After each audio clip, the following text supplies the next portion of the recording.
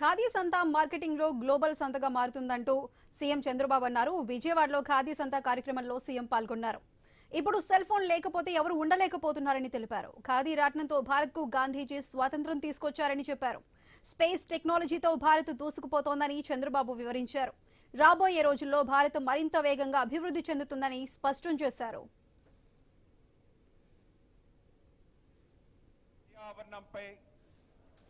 జాగరూకత కలిగి పర్యావరణ హితమైన మరియు స్వదేశీ ఉత్పత్తుల్నే వినియోగిస్తాను.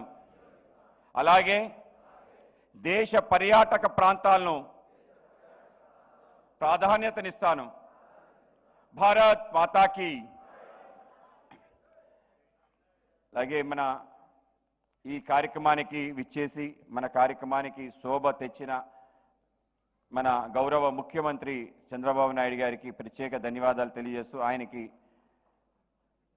ప్రత్యేకంగా సన్మానించదలుచుకున్నాం. మన యొక్క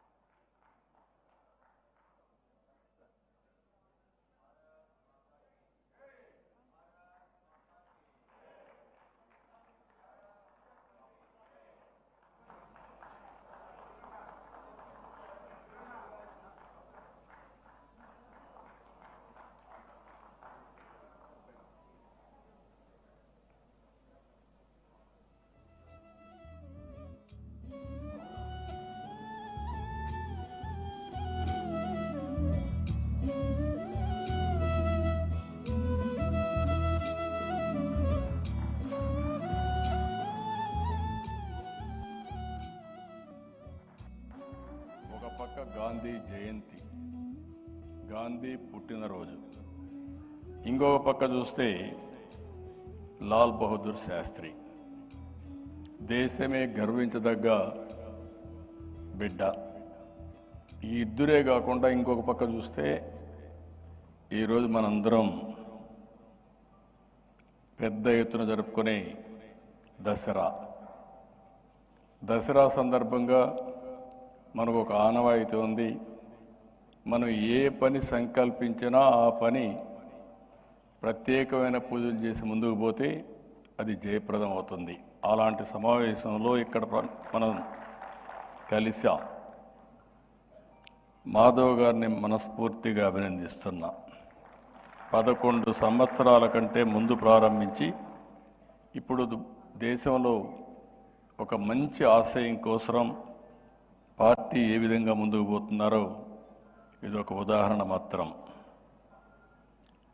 ఇంకొక పక్కన మనం చూస్తే మహాత్మా గాంధీ అంటే మనకు వచ్చేది ఎప్పుడు గుర్తుంటుంది ఖద్దర్. ఖాదీ అంటే ఇమ్మీడియట్గా గుర్తొస్తుంది. దానికి కారణం స్వదేశ ఉద్యమం. ఈ రాట్నమే దేశానికి ఆయుధమైంది, తిరుగుబాటు సాధనమైంది. కడాన మనకు స్వాతంత్రాన్ని తెచ్చిపెట్టే మహత్తర కార్యక్రమానికి ప్రధానమైన కారణం ఈ ఖాదీ రాట్నం అని చెప్పి కూడా నేను మీకు తెలియజేస్తున్న ఒక స్ఫూర్తినిచ్చి ముందుకు పోయాం. ఆ మహనీయుడు మనకు నేర్పించింది సత్యం, అహింస, స్వదేశీ, గ్రామ స్వరాజ్యం.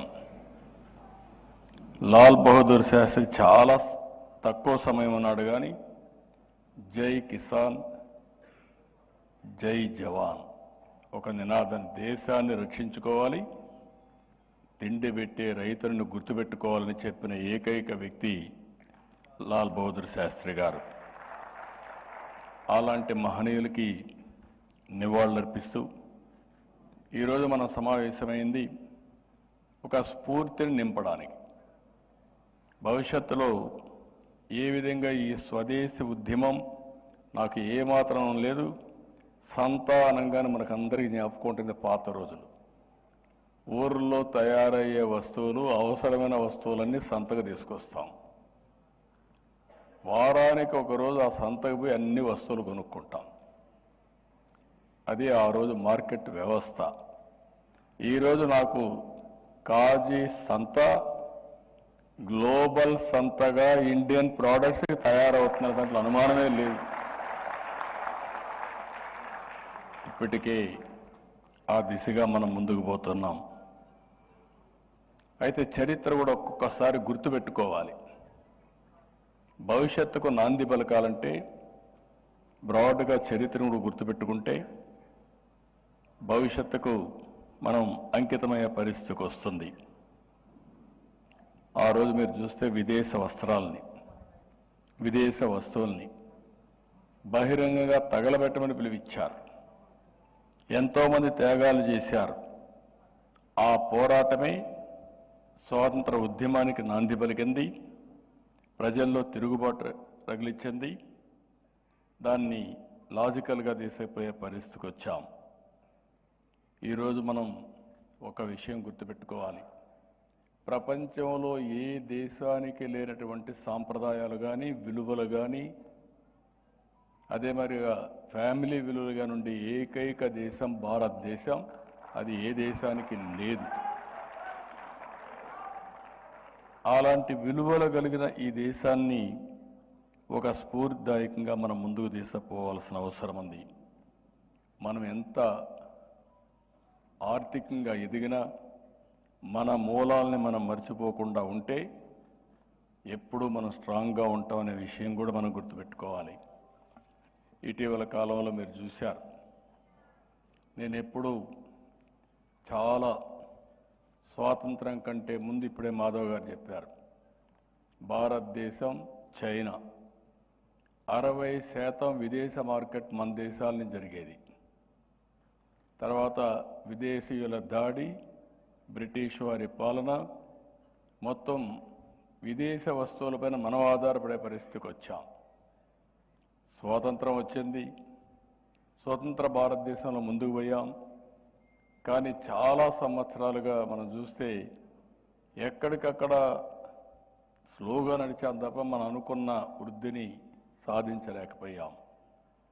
ఈ సందర్భంగా మీరు చూసినప్పుడు మొట్టమొదటిసారిగా మన తెలుగు బిడ్డ పివి నరసింహరావు గారు ఆర్థిక సంస్కరణలు తీసుకొచ్చి ఆర్థిక వ్యవస్థకి ఒక దిశ నిర్దేశించాడు.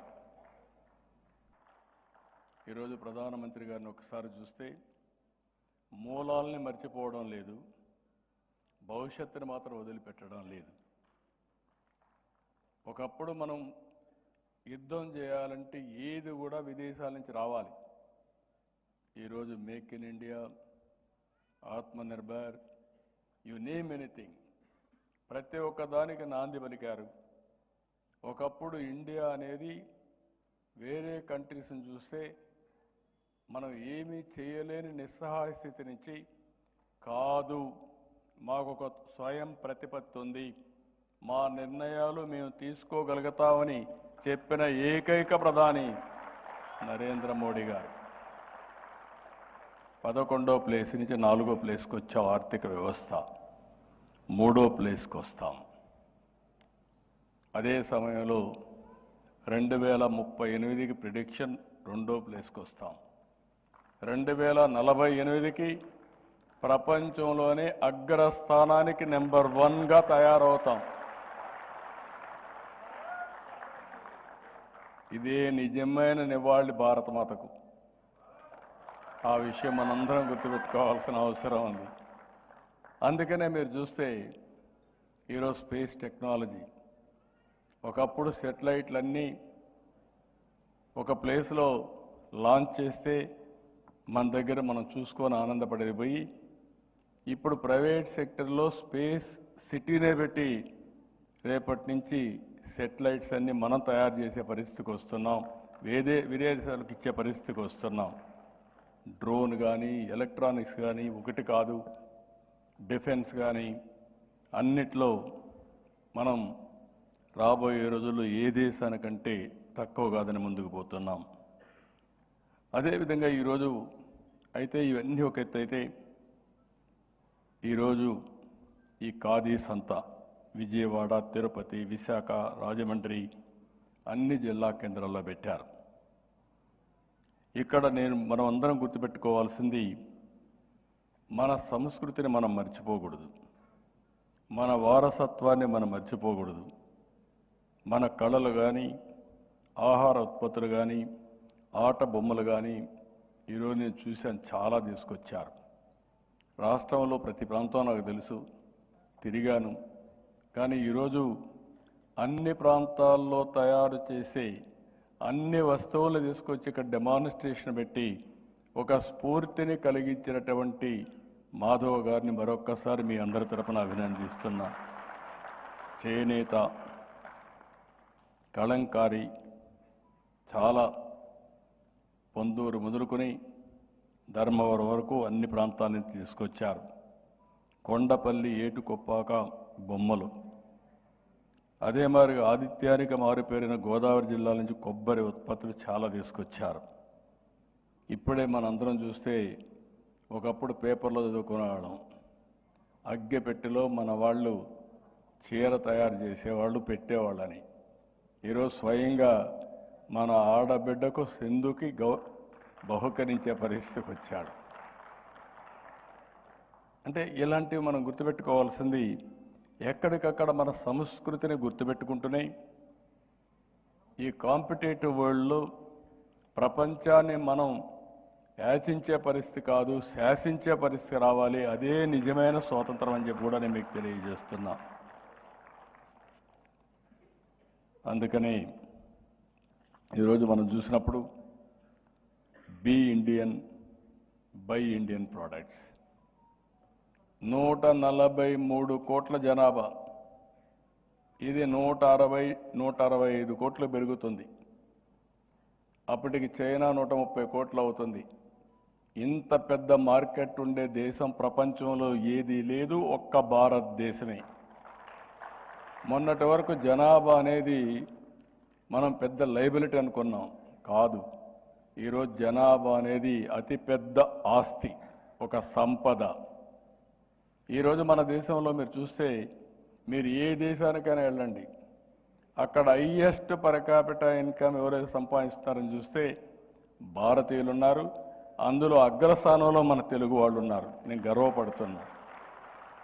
We are not inferior to anybody in this world, we are much much superior. ఇలాంటి అవకాశాలు ఉన్నప్పుడు మన ప్రోడక్ట్స్ మనం ఉపయోగించగలిగితే డిమాండ్ పెరుగుతుంది, సస్టైనబిలిటీ వస్తుంది, తద్వారా ప్రోడక్ట్ పర్ఫెక్షన్ వస్తుంది. మన ప్రోడక్ట్స్ని విదేశాలకు ఎగుమతి చేసే అవకాశాలు మెండుగా వస్తాయని చెప్పి కూడా నేను మీకు తెలియజేస్తున్నా. నేను ఒకటే హామీ ఇస్తున్నా, ఎన్డీఏ ప్రభుత్వం రాష్ట్రంలో చేనేత కళాకారుల్ని, కొండపల్లి, ఏటికొప్పాక బొమ్మల పరిశ్రమల్ని, ఇలాంటివన్నీ కూడా ఆదుకోవడానికి, ప్రతి ఒక్క కళల్ని ఆదుకోవడానికి అన్ని విధాల ప్రయత్నం చేస్తాం, అన్ని ప్రోత్సాహాలు ఇస్తాం, ముందుకు తీసుకుపోతామని చెప్పి కూడా నేను మీకు తెలియజేస్తున్నా. ఇవన్నీ చేసి ఇలాంటి ఇంకొక పక్కన మనం గుర్తుపెట్టుకోవాల్సిన అవసరం ఉంది. ఓసారి మనం ప్రమోట్ చేస్తే ఎంత ఫాస్ట్గా వెళ్ళిపోతుందంటే, నేను అరకు కాఫీ చూశాను. ఒకప్పుడు అరకు కాఫీ ఆ ప్రాంతానికే తెలిసేది కాదు.